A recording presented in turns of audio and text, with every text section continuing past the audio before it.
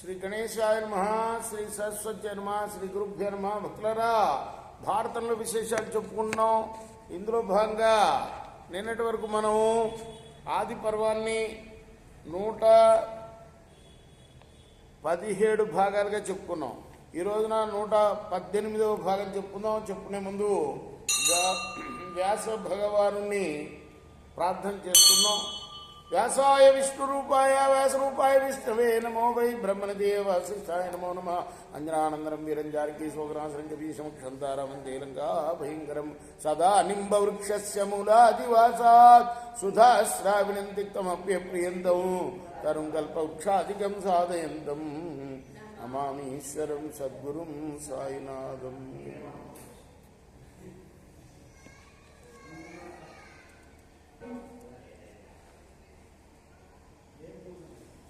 అశ్వత్థామను పంపించాడు ద్రోణాచార్యులు వారు.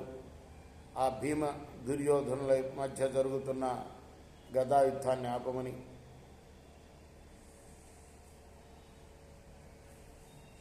అతను వెళ్ళి వాళ్ళిద్దరిని వారించాడు. ఆ తర్వాత ద్రోణుడే స్వయంగా రంగంలోకి ప్రవేశించి వాద్య ఘోషల్ని ఆపి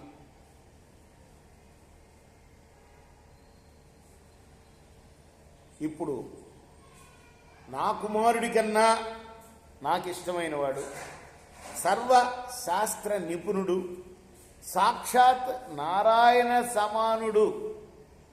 చూసారా ఎందుకన్నారు నారాయణ సమానుడు అని? మనం భారతంలో చూసాం, ఇదివరకు చెప్పుకున్నాం కదా. ఆయన నారాయణుడు లేకుండా కూడా యుద్ధం చేసి భీష్మ ద్రోణులు వీళ్ళందరినీ తరిమి కొట్టాడు కదా, ఉత్తర గోగ్రహణం సమయంలో. అందుకోసం ముందుగానే చెప్తున్నాడు సాక్షాత్తు తతో రంగాంగనగత ద్రోణో వచనమబ్రవీత్ నివార్య వాదితత్రగణం మహామేఘ నివస్వనం యో మే పుత్రాత్ ప్రియతర సర్వశాస్త్ర విశారద ఇంద్రియేంద్రియానుజసమః సపార్థో దృశ్యతామితి. ఐంద్రియింద్రానుజసమ, ఇంద్రకుమారుడైన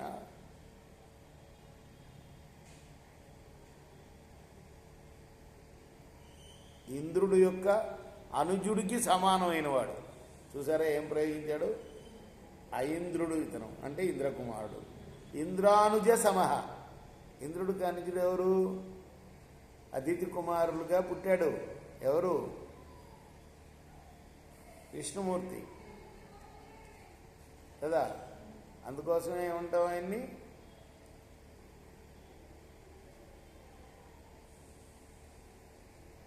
ఉపేంద్రుడు అంటాం. అంటే ఇంద్రుడు తమ్ముడు అని అర్థమైందా? అక్కడ ఇది ప్రయోగించాడు ఆయన. ఇంద్రానుజ సమహ, ఇంద్రుడు తమ్ముడికి సమానమైన వాడు ఇంద్రుడి పుత్రుడు. అతని యొక్క నైపుణ్యాన్ని ఇప్పుడు మీరందరూ తిలకించండి అని అనౌన్స్మెంట్ ఇచ్చాడనమాట. అంటే అక్కడ కొడుకును పంపించి వాళ్ళిద్దరి యుద్ధం ఆఫ్ చేయించి తర్వాత ఇదిగో ఇతని యొక్క నైపుణ్యాన్ని గమనించండి. ఆ తర్వాత ద్రోణాచార్యుడి యొక్క మాట మేరకు అర్జునుడు ఉడుంచర్మంతో చేసిన వ్రేలి తొడుగును ధరించి, అది అమ్ముల పొది నిండా బాణాలు నింపుకొని, ఉడుం పట్టు అంటామే మనం, తొడుగుతోడు చేసేవాళ్ళ ఇదివరకు గ్లౌజు చేతులకి, దాన్ని ధరించి అమ్ముల పొది నిండా బాణాలు నింపుకొని విల్లును చేతపట్టి బంగారు కవచాన్ని ధరించి రంగస్థలం మీదకు వచ్చాడు. అప్పుడు అర్జునుడు ఎలా ఉన్నాడంటే సంధ్యతో కూడిన మేఘంలాగా ఉన్నట్ట.